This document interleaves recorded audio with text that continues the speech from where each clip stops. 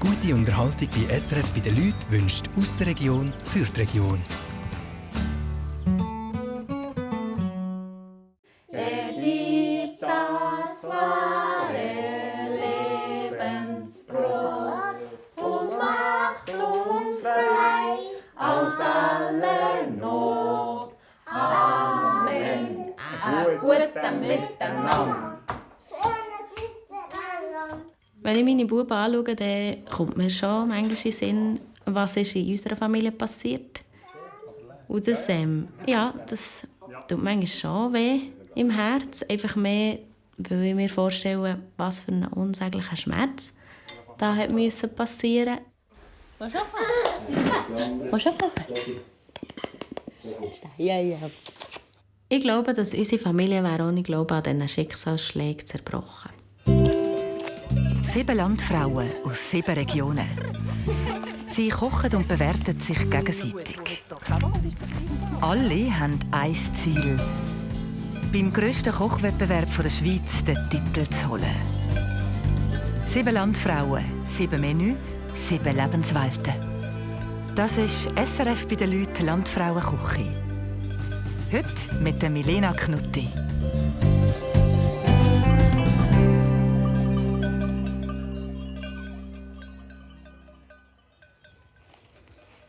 Kannst du mitgehen? Geht selber.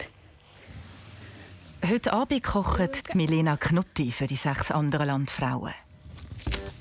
So. Mit den Vorbereitungen startet sie genug früh. Der 2,5-jährige Finn hilft dabei. Hast du nicht gesehen, Finn? Den kannst du drin tun, ist jetzt am Boden gefallen. Ich starte mit dem Dessert. So von hinten gegen vorne. Es gibt Äpfelstreuselkuchen. Zu meiner Freude mit unseren Äpfeln. Sie haben hermögen. Das fängt mega. Ja. Super. Schau jetzt mal. C4.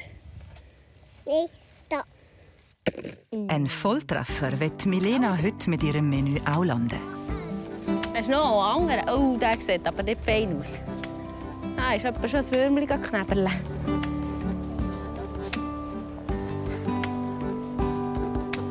Das erste Essen hat Milena am Tisch genossen. Heute sind ihre Kochkünste gefragt. Lorena hat recht vorgelegt beim ersten Essen. Ja, mega cool. Das motiviert, da nachzuziehen und auch sein Bestes zu geben. Die Messlatte ist sehr hoch.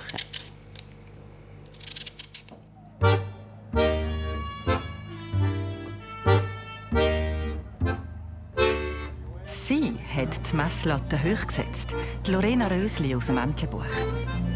Jetzt sind alle gespannt, was sie am Tisch bei der Milena erwartet. Spaghetti-Suppe mit Focaccia. Das ist mega fein. Hätte ich jetzt nicht irgendwo... Hättest du es erwartet? Nein, gar nicht. Spaghetti-Suppe. Ich bin noch gespannt, ob die Suppe warm ist. Ich könnte mir vorstellen, dass die eben kalt ist. Meinst du, macht man das nicht nur mit Gurken? Das ist doch so ein bisschen das Gazpacho. Einfach anstatt mit Tomaten und Gurke oder so, mit Spaghetti. Nein, das glaube ich nicht. Ich glaube, ist die warm? Ja. Hauptgang ist dann Truttenfleisch im Blätterteigpäckchen mit lauwarmem Gemüsesalat aus dem Garten. Ja, Truttenfleisch überrascht mich jetzt gerade, weil eben, irgendwie haben wir nur über Poulet geredet. Ja, Hühner. Ja. Ja, ich bin mega gut. Vor allem Schweizer Truttenfleisch. Das Truttenfleisch von der Milena kommt vom eigenen Hof. Das Fleisch im Teigpäckchen ist so ein bisschen das erste Menü, das ich mit unserem Truttenfleisch so ein bisschen etabliert und herausgefunden oder für mich wie, entdeckt. Und ich finde es echt mega fein. Ich glaube, die grosse Herausforderung ist, dass nicht das Ganze zu trocken wird. Aber es kommt auch darauf an, wie sie das Truttenfleisch im Blätterteig macht. Ob sie noch irgendetwas zusätzlich drin tun. Ja, genau. Ob sonst noch etwas drin ist oder einfach nur Fleisch und Teig, blöd gesagt. Zu trocken werden sollte es eigentlich nicht. Auf dem Teig hat es eine Sauce aus Crème fraîche, Senf und Kräutern. Und drauf kommt ein panierter Champignon als Veggie-Variante oder ein bröteltes Stückchen Traute.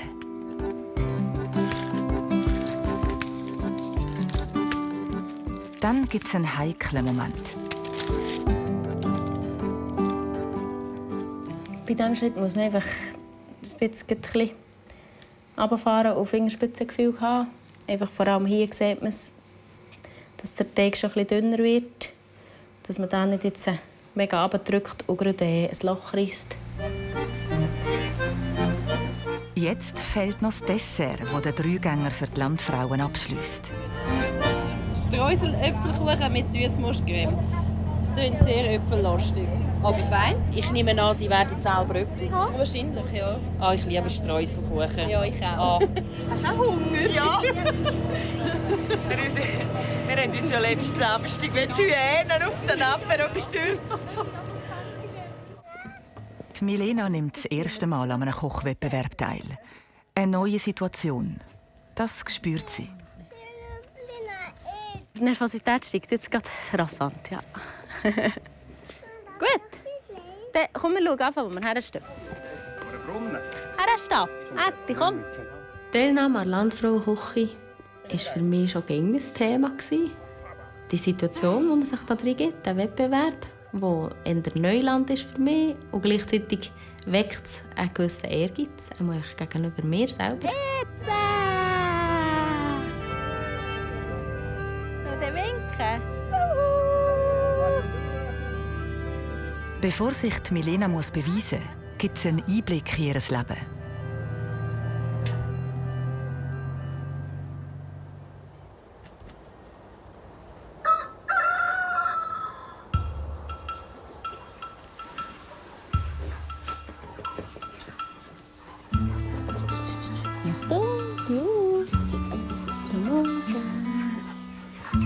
Die Milena ist auf einem Bauernhof aufgewachsen, hat den Betrieb aber nicht übernommen. Vor 2 Jahren sind Knuttis da an auf den Hof gezogen, wo vorher ihre Schwiegereltern gewohnt haben.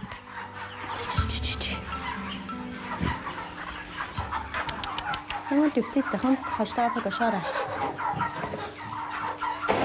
Ja. Willst du kämpfen? Hey. Ich bin dann wieder fressen.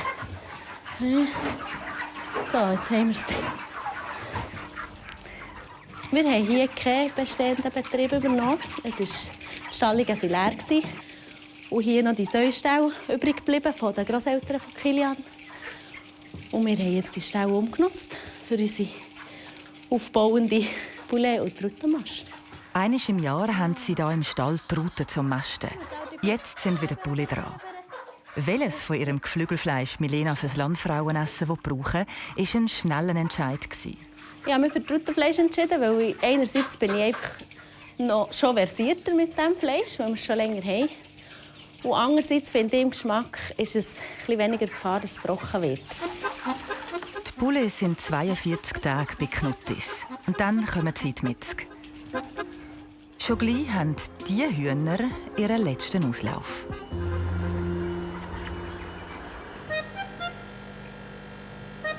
Auf dem Hof gibt es auch das geheimnisvolle Labor. Kilian seine eigene Simmentallerzucht. Wenn wir einen Stall hätten mit Kühen, so, würde das sicher weiterfahren. Das wäre nicht das Problem. Aber das haben wir hier nicht. Und das gehört eigentlich nicht zur Landwirtschaft. Aber einen gewissen Reiz hat das für mich. Ja. In diesen Becken hat es Larven. Die probiert er zu züchten. Da waren vielleicht 7000 Larven drin. Da hat kein einziger überlebt. Das ist deprimierend. Dann haben wir wieder Würfe, die so enden. Es sind vielleicht fast 200 Tiere jetzt drin. Aber ich kann es überall genau gleich machen wie dort. Und es ist nicht garantiert, dass es funktioniert. Also es ist wirklich noch das Geheimnis. Ja. Süßwassergarnelen. Die Larve von einer Garnele braucht salziges Wasser für die Entwicklung. Das ausgewachsene Tier lebt dann im Süßwasser, eine aufwendige Zucht mit vielen Risiken. Wenn der Kilian aber Erfolg hat, würde er sicher Abnehmer finden. Ich glaube, bei dieser Idee wie bei allem anderen auch. Ich bin sehr jemand, der es auf sich zukommt. Ja, vielleicht schon im ersten Moment denkt, oh, was machen wir jetzt da? Oder wo wollen wir das her tun, auch platzmässig. Und gleich, es entwickelt sich Schritt für Schritt. Und ja, ich finde es cool, etwas anderes, etwas Innovatives zu machen. Ich bin gespannt, wo das noch herführt. So schnell gibt der Kilian die Zucht auch nicht auf und hat sich hohe Ziele gesteckt. In einem Jahr, vielleicht ein bisschen länger noch, dass wir da davon sicher 50% Lohn könnten haben davon, ja.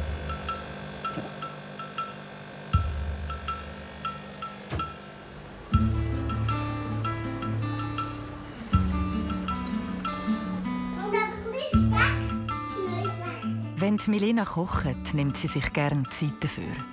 Mit 3 Buben um sich herum muss es aber meistens schnell gehen. Wenn ich für die Landfrauen dann wieder kochen, dann werde ich mir sicher anders, genauer Mühe geben und auch mehr Zeit nehmen. Als hier habe ich etwa 10 Sachen gleichzeitig laufen.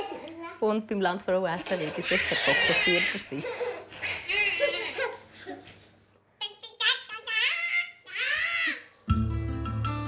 Zum Nacht ist Milena heute allein mit dem Kind. Knuttis sind stark mit dem christlichen Glauben verwurzelt und die Familie gehört zu einer Freikirche. Der Glaube an Gott ist auch im Alltag präsent. Zuerst noch singen.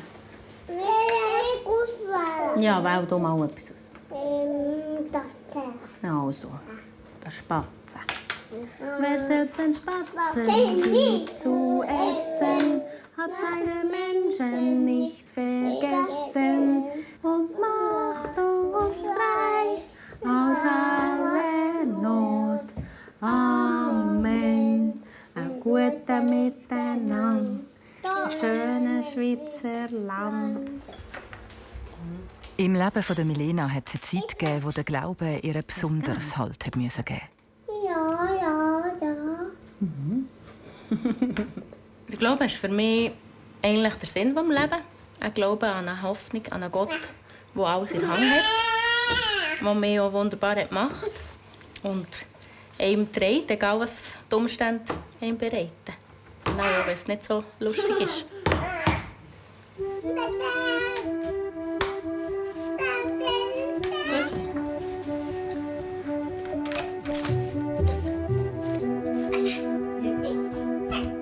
Der Glaube fließt sicher in unsere Rituale ein, die wir pflegen als Familie. Das heisst vor dem Essen und am Abend bei unseren ins Bett gehen Ritual. Der Tag ist vergangen, jetzt gehe ich ins Bett. Im Bett tue ich beten, schlafe gerade. Der liebe Gott im Himmel wird wohl bei uns sein.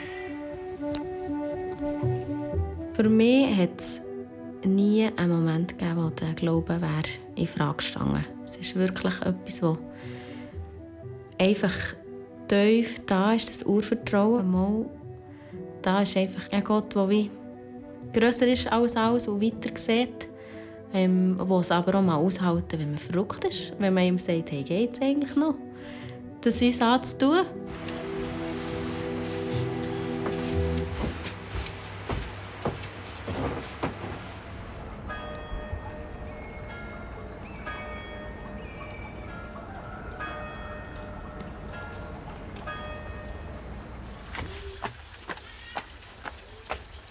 Einmal in der Woche geht Milena auswärts arbeiten. Sie ist Lehrerin.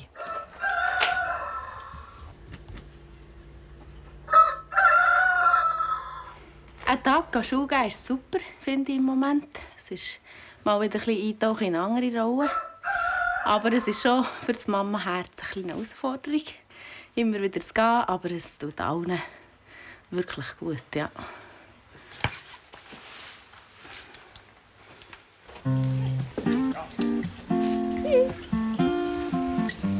Der Kilian bleibt zu Hause und schaut zu den Kindern. Die Milena fährt talauswärts nach Wimmis. Dass ich arbeiten kann, das Einkommen heimbringen, das gibt uns eine gewisse Sicherheit. Es ist auch der stabilste Lohn, den wir haben.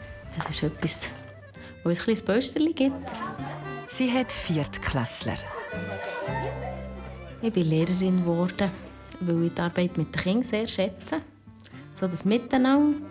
Einerseits kann ich ihnen etwas beibringen, kann ich mit ihnen unterwegs sein, sie unterstützen. Andererseits kann ich aber auch sehr viel lernen von ihnen, was sie mitbringen, wie sie die Welt sehen. Ich finde es extrem interessant. Du hast noch Zeit? Du kannst noch einen Satz mehr sagen. Überlegen, was hast du da? Hast du einen neuen Trick gelernt? Oder mit was warst du auf dem Pumptrack? Ah, das Schulgehen gibt mir sehr viel. Es ist einerseits eine andere Rolle, die ich einnehmen darf. Im Gegensatz zu daheim als Mama und Hausfrau. Ja, es macht echt mega Freude.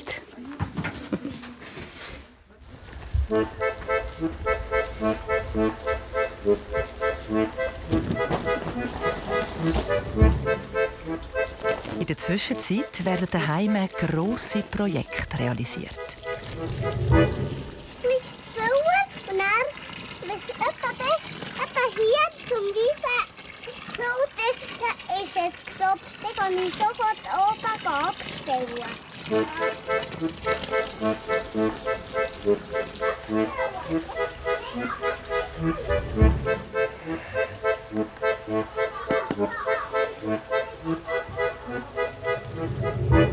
Ich bin eigentlich froh, ich Milena noch einen Tag weg. Das heisst, ja, dann kommt so ein bisschen weg, mal einen Tag. Das hilft aber sofort ein bisschen Einfluss nach außen. Ja, nicht nur jeden Tag am gleichen Ort. Ja, und für mich auch. Ja, bin ich auch da bei den Kindern, weiss ein bisschen, was es bedeutet, was es zu tun gibt. Und wir dann ein bisschen ablösen. Ja.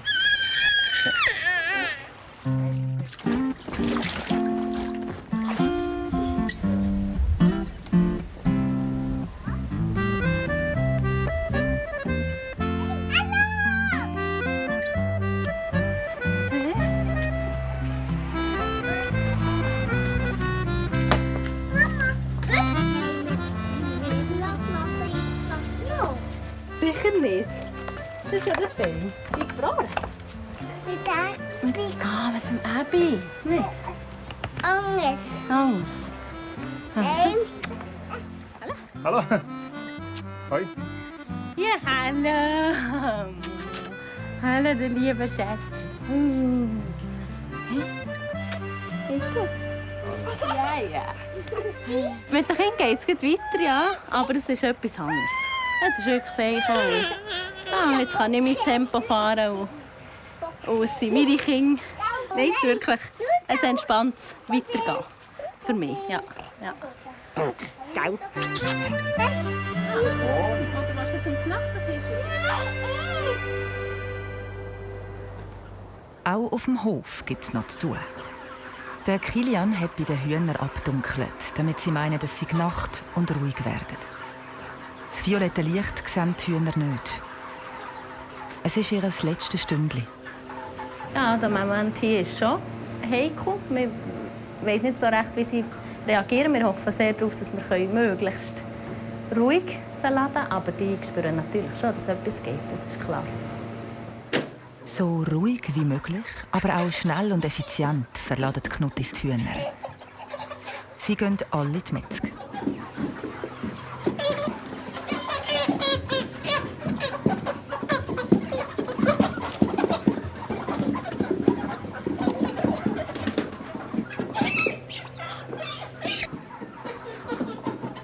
Die Arbeit gehört zu unserer Pouletmasse dazu. Es ist sicher nicht angenehm, wenn man länger darüber nachdenkt. Es hat mit Leben und Tod zu tun. Aber es gehört einfach zu unserem Betrieb. Wenn man Fleisch essen will, ist das einfach ein Teil dieser Arbeit. Ja.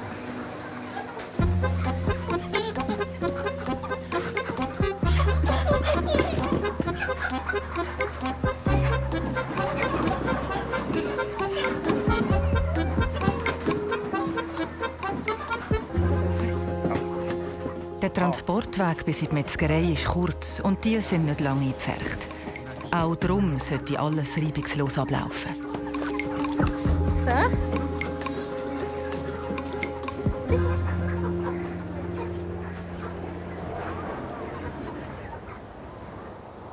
Kaum sind die Hühner abtransportiert, schlägt das Wetter um.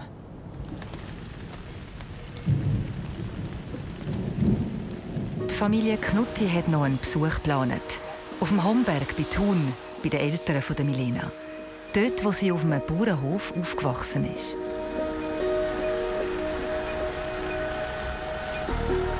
Die Eltern wohnen jetzt im Haus neben dem Hof. Die Milena hat eigentlich 4 Geschwister. Aber das Schicksal hat es anders wollen. Fabio! Aleti!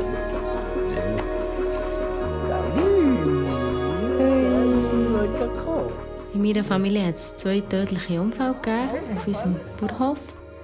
Ein Unfall war meine Schwester im 92. Die ist unter das Beschützfass gekommen. Und im 98 ist mein Bruder auch unter einen Traktor gekommen. Beide Mal war mein Vater um die Maschine herum. Und so haben wir, habe ich 2 Geschwister und meine Eltern 2 Kinder müssen verlieren. Sie waren so alt wie die älteren Buben von Milena. Ich habe mich am Anfang distanziert von dem. Ich habe gesagt, ich habe ja keine Erinnerungen. Das betrifft mich quasi nicht so. Für mich ist es nicht so schlimm. Ich war erst beim 2. Unfall auf der Welt. Aber ich habe dann gemerkt in den Teenie-Jahren, dass es mich sehr wohl betrifft. Ich habe das schon gemerkt, dass da etwas ist. Ein Schmerz ist, auch eine Distanz ein bisschen zu meinem Vater. Er hat sich natürlicherweise ein bisschen zurückgezogen. Was bei mir sehr in dieser Zeit Angst war, es könnte noch mal etwas passieren. Nach 2 Mal, oder? Ja. Und vielleicht war das der Grund, das habe ich nicht bewusst so gesehen oder gespürt, habe ich mich vielleicht noch mehr ein bisschen distanziert, es ein bisschen mehr Therese überlassen, so ihr zu schauen. Fast ein bisschen abdelegiert. Ich habe den Schmerz schon lange in mir gespürt.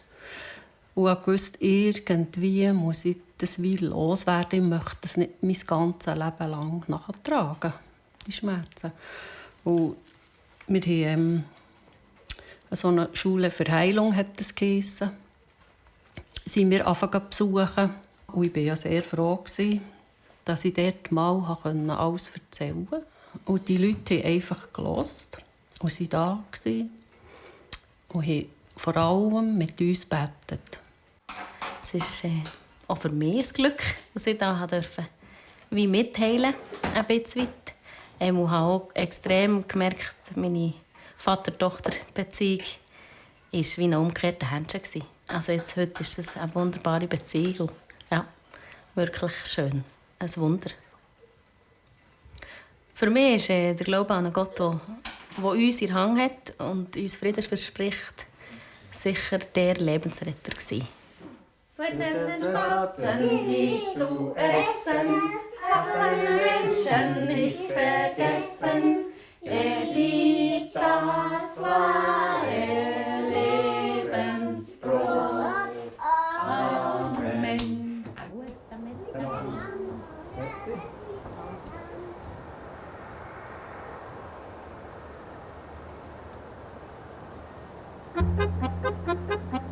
Es ist der letzte Tag vor dem Landfrauenessen. Die Milena hat aber noch keine Zeit, sich um die Vorbereitungen zu kümmern. Etwa 500 Kilogramm Bullefleisch sind vom Metzger zurückgekommen. Und Knuttis verpacken alles selber auf dem Hof, bevor es zu den Kunden geht.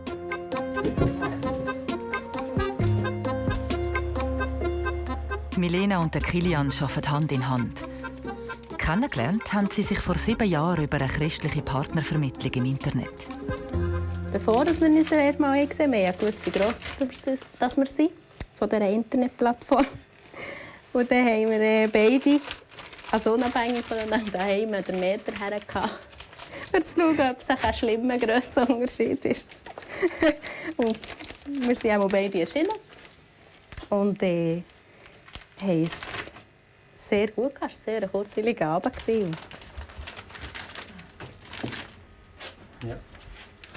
Sind wir bowlen, dann habe ich verloren. Dann sind wir noch mal bowlen. Ich habe wieder verloren. Und dann wollte ich mal gewinnen. Der Kilian hat mich einfach extrem fasziniert.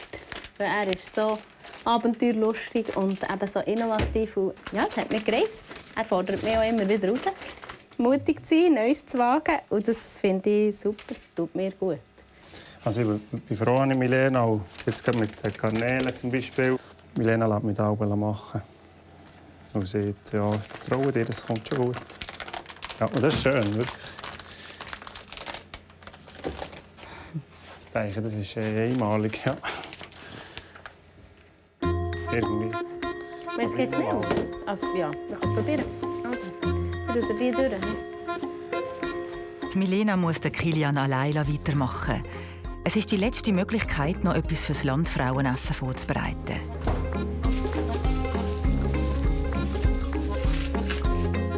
Den Blätterteig für ihren Hauptgang macht sie selber.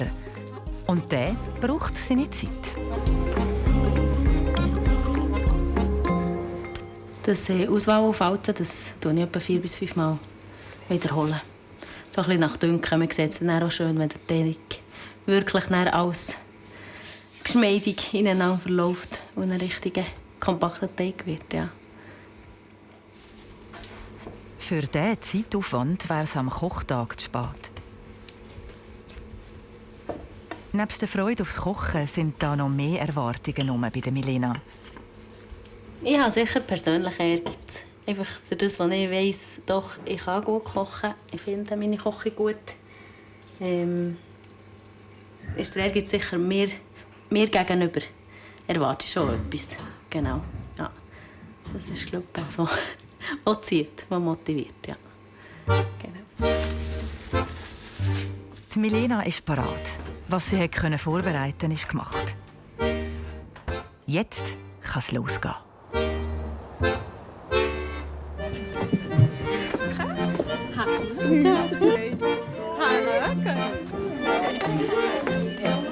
Hallo, Kilian. Liebe Frauen, endlich seid ihr da. Willkommen im Simmental. Ich hoffe, ihr habt gut gereist. Sehr schön, sehr gut. Aber jetzt wollen wir natürlich zuerst mal Aperölen.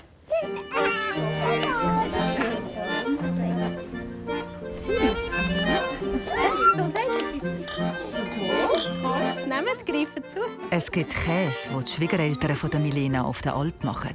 Und Fleisch vom Hof auf dem Homberg. Milena ist tief und entspannt, so wie ich sie kennengelernt habe. Ihr ist nichts anzumerken von Nervosität. Ich weiss nicht, wie sie das macht. Und ja, sehr eine offene, freundliche Familie. Sei willkommen, liebe Landfrau, schön bist du da. Hast den weiten Weg auf dich genommen, mit schönem Simmental. Ja, la, du, la, la, la, oh, la, la, la, ja, ja,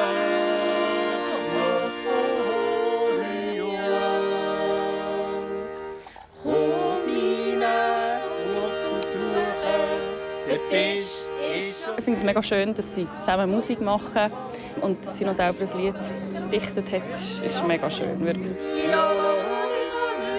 Ja, das sind so Sachen, das berührt mich einfach. Ich habe mega Freude gehabt, dass sie sich extra Gedanken gemacht hat, das Lied gedichtet hat und das geht bei mir direkt ins Herz. Juhu! Bravo! Gut, mit diesem Gruß verabschiede ich mich schon wieder in die Küche.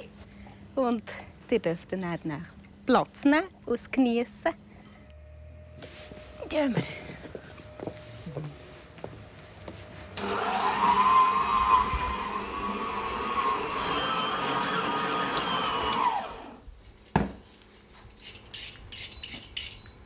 Dass ich und meine Mama gleichzeitig zusammen in der Küche stehen, das gibt es eigentlich nicht. Eher bekochen wir einander. Ich glaube, die grösste Herausforderung ist das Anrichten, dass es ganz schön ist. Und dann gleich noch warm, der Gemüsesalat. Sonst das andere. Das hat sie im Griff, Milena. Schönes gehört von einer Meisterküche.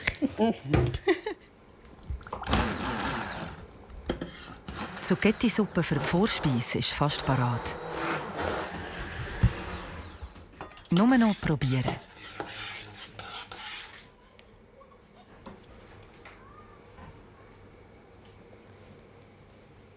Geschmacklich sehr fein. Im Abgang ist es recht scharf. Ui. Du musst es probieren. Also probieren. Also ich habe es sehr gerne, aber nicht der ganze Schüssel muss ausessen. Es ist auch das Panne zu scharf. Mhm. Gell? Das ist so. Und noch etwas anderes drin.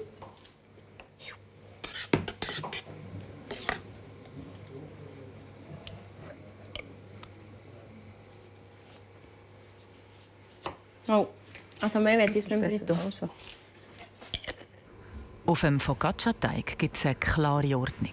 Die Tomaten müssen genau am richtigen Platz sein, weil es wird dann die schönen 6 Stück geben, die eine Blume darstellen sollten. Der Tomaten das ist der Kopf der Blume.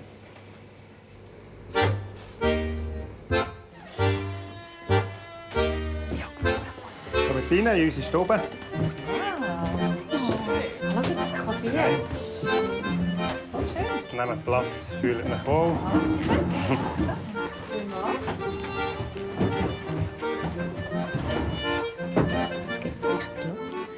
Oh ja, natürlich wollte ich gewinnen. Die Vorspeise ist soweit parat. Einen schneiden, du kannst so ja richten. Richten, ja.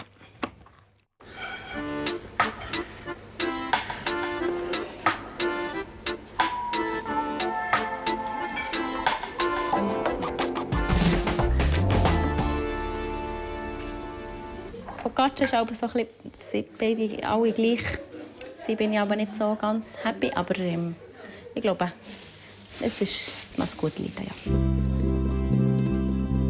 Der Milena ihre Vorspeise ist eine Zucchetti-Suppe mit Focaccia. Oh ja, wegen der Flecken, gell? Das ist jetzt wieder so.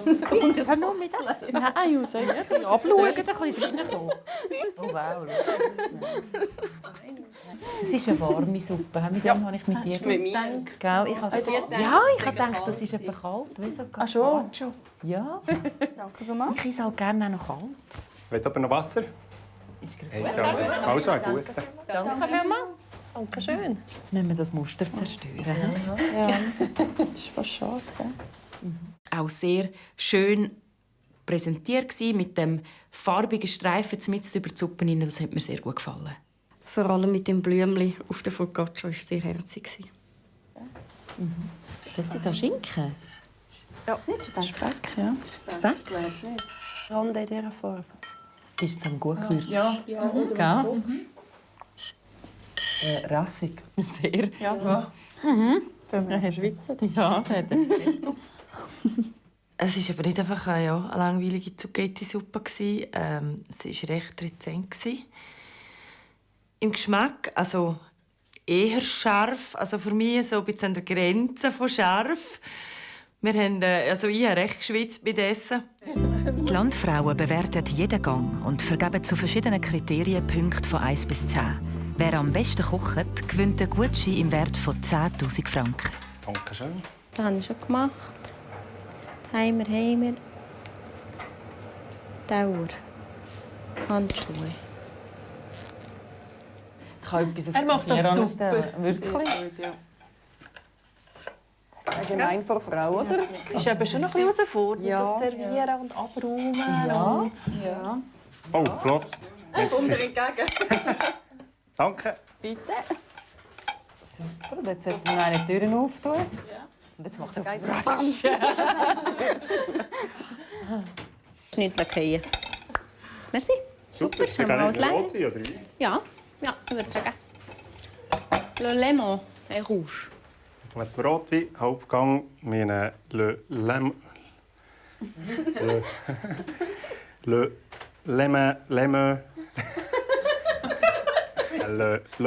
et Rouge, eine Wattländer Traube und produziert im Arental. Wir nehmen jetzt alle Wein. Wieder wie vorher. Weil ich das anders sein. Die Blätterteigpäckchen bekommen den letzten Schliff. Hier drinnen sind getrocknete Brennnesselsamen. Das ist mega cool, dekorativ. Und dann gehen sie für etwa 25 Minuten in den Ofen. Ja, das ist gut. So. Ja. Die Rüebli für die Beilage sind durch und auch schon ein bisschen abgekühlt. Das ganz schön gleichmäßig zu verteilen. Und dann muss es dann zügig auf die Dauer, dass es eben lauwarm ist, wenn es dann bei der Frau ankommt.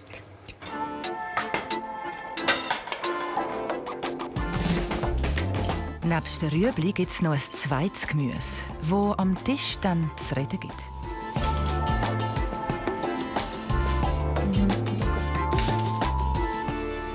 Wollen wir auch noch ein bisschen? Ganz, nein, das ist gut. Der tun wir auch. Das ist gut. Hm. Ja, aber nicht viel, ja. Dann nochmal nachher. Das,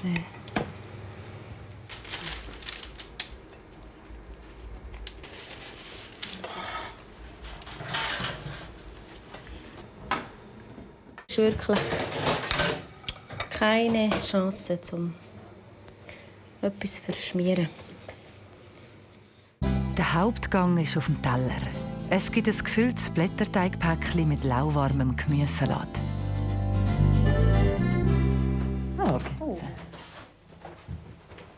Oh, es sieht schon schön farbig aus. Aha. Danke. Das ist schön. Er hat das schön gemacht. Woher weiss jetzt Ah, gut. Danke, dass das feg ist. Milena hat es gesagt. Ich hoffe, ich habe kein Durcheinander gemacht. Ja, das merken wir. Es ist nicht so schlimm. Super, danke vielmals. Gut miteinander. Das weisse Gemüse ist den Frauen ein Rätsel. Ja. Wegen meinst du? Ist nicht Fenkel. Ist nicht Fenkel? Was ist es denn? Kohlräbli. Krautstiel. Warte jetzt. Ich probiere Weisse Rande. Das ist Rande. Also ich weiss nicht, ob es weisse Albino-Rande Wohl gibt's. Rande gibt es in allen Farben. Ja. Gelb, Geschmack rosa. Ja, und das ist Rande. Brei, gegrillt, ja. Mhm. Die Rüebli mit dem Senf, das war ganz fein, geschmacklich. Und beim Rande, ja, man musste es probieren. So, nur von den Augen her hat man nicht gemerkt oder gesehen, dass es Rande ist. Das war originell. Im Blätterteig ist doch alles fein. Ja, und vor allem, wenn er noch selber gemacht ist, weißt du? Oh ja, das bin ich jetzt gespannt, ob ich den Unterschied merke. Ja. Aber was würde man jetzt gemerkt, dass das selber gemachter Blätterteig ist? Ich finde, er hat nicht den gleichen Glanz wie der gekaufte. Ja. Der ist poröser. So. Ist nicht so fein. Denkt mir also ein bisschen mehr butterig, nicht? Ja. Geschmack. Stimmt, ja. Es war sehr fein. Ich finde, man hat geschmeckt, dass der Blätterteig selber gemacht war. Aber hat sie noch etwas drin? Ausser, was ist, hat sie einfach Peperoni drin? Sonst hat sie nicht viel drin, oder? Ist keine Soße? Frischkäse oder so. Es hat mehr Geschmack als Bulle. Also das tut auch mehr Geschmack. Das Creme fraiche. Normales Bulle ist schon fader. Das Fleisch war sehr gut gewürzt auch, und für mich hat der Garpunkt auch tiptop gestimmt. Zuerst noch ein bisschen Angst gehabt. Im Blätterteig ist es immer so ein bisschen schwierig, dass es nicht zu trocken ist. Und das hat für mich total gestimmt. Also es war wirklich noch ein bisschen saftig, wirklich fein abgeschmeckt. Sie hat es auch vorher noch angebrätelt, da hat man noch ein bisschen Röstaromen gehabt. Sehr gut, ja. Ich bin gespannt darauf, wie die Teller zurückkommen, aber erwartet tue ich leere Teller. Der Teller erfüllt die Erwartungen. Gut. Sehr fein. Es war im Fall sehr gut. Nicht ganz. Fast. Nicht alles leer. Oh. Ja, Nein, es ist heiß, gell? Es war wirklich zu viel. Also es war dann wirklich ein grosser Berg voll Rüebli. Ja. In der Küche geht es zum letzten Gang. Noch einmal alles geben.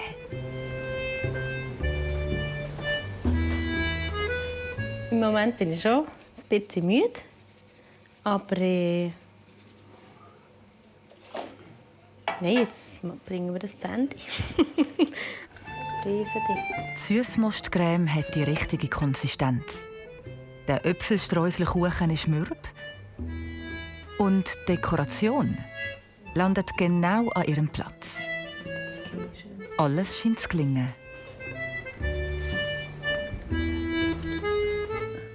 Nur der Rahmen ist nicht richtig fest. Also nochmal zurück. Die Bergniedeln. Haben wir noch Niedeln? Der gar nicht. Nein, ich habe schon gedacht, dass so geschwungen ist. Das ist eben jetzt Alpnidel. Die will nicht so dick werden wie...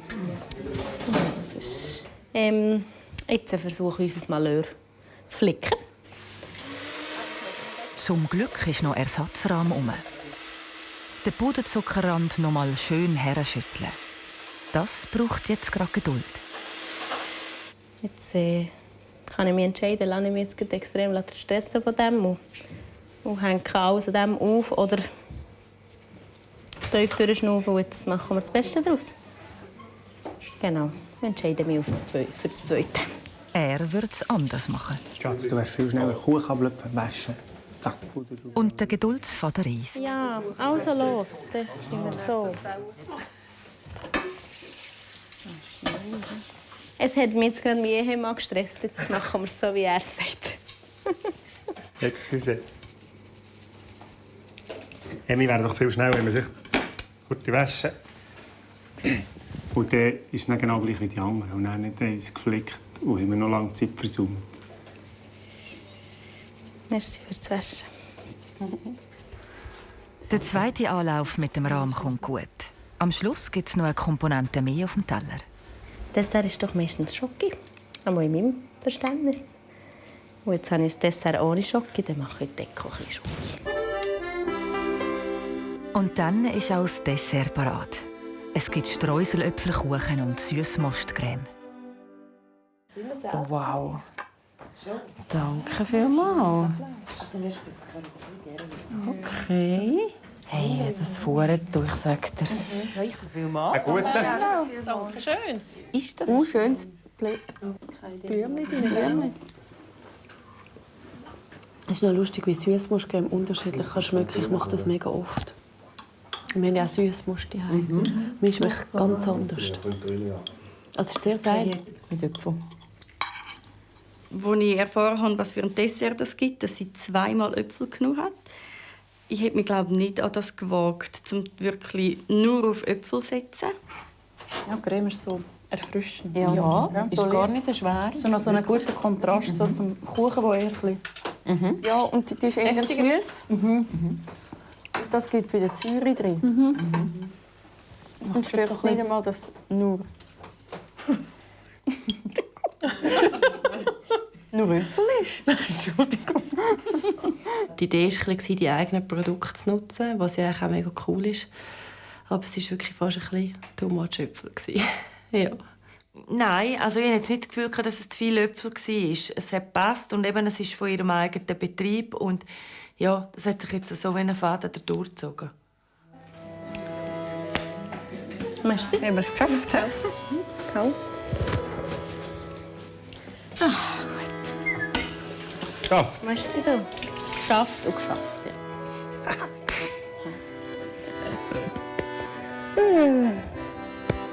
Jetzt gerade vom Putzen. Aus dem Putzen. Genau. Merci, Grossi. Es ist schon gerade so erleichternd, ja, wirklich. Jetzt ist es geschafft, du. Ohne gröberes Malheur. Ja, es war eine strenge Woche. Aber gut. Jetzt.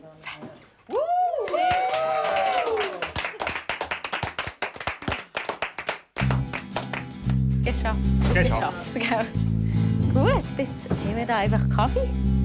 Wir können selber drin tun, was man will und was. Stefanie Hitz aus Nussbaumen im Kanton Aargau ist die nächste Gastgeberin. Ich habe mein Menü nie am Stück probiert. Ich habe dann Premiere nächste Woche. Ich denke, bei mir wird es viel chaotischer als bei ihr. Ob die Milena die Landfrau 2025 wird, kommt im Finale am 19. Dezember raus. Ich bin fertig mit Kochen. Wenn du noch mehr sehen willst, dann findest du hier alle weiteren Folgen, hier auf Play SRF alle alten Folgen und hier kannst du den YouTube-Kanal abonnieren. Die Glocke aktivieren nicht vergessen. SRF bei den Leuten ist Ihnen präsentiert worden von «Aus der Region für die Region».